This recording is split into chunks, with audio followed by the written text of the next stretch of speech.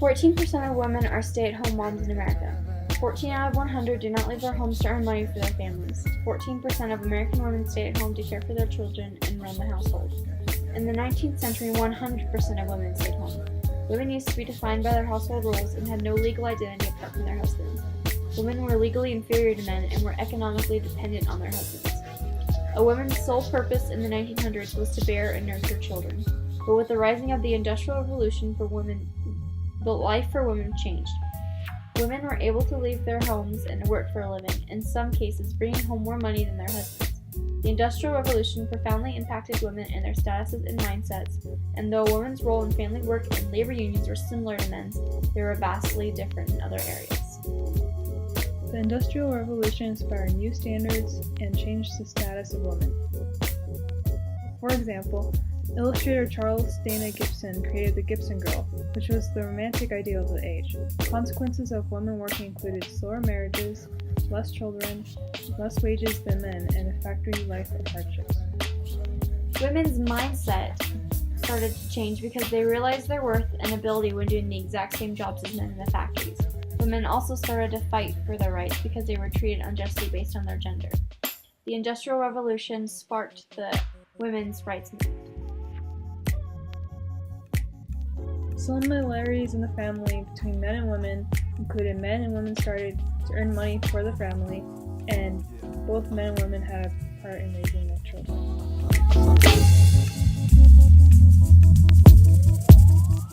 Similarities for men and women in the workplace were that both men and women worked in factories during the Industrial Revolution, and both worked in dangerous positions and places for the factories. Both genders wanted labor unions to establish rights and protect their jobs. The differences in men and women: for family, farmers stayed home to care for the household and children while the women went to work.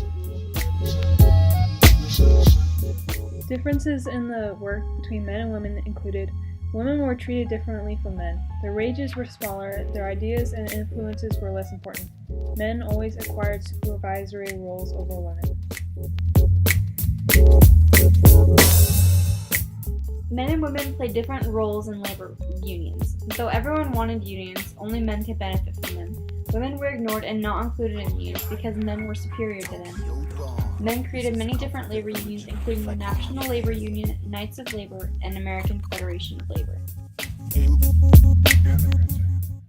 Consequences of both men and women working in the Industrial Revolution included working conditions that were often unsanitary and dangerous, and education suffering because of the demand of work. Home life also suffered, with women having a double burden, meaning they had to work 12 hours to 16 hours at the factories and also coming home to care for the household and children. Unsupervised young women away from home also generated social fears over their fate. As a result of the need for wages in the growing cash economy, families became dependent on the wages of women and children in the lower class. A world where 100% of women stayed at home is unimaginable. Today, merely 14% stay at home, compared to the 19th century where all women stayed at home and cared for the household. The Industrial Revolution profoundly impacted women in their status and mindsets, and though a woman's role in family work and labor unions were similar to men's, they were vastly different in other areas.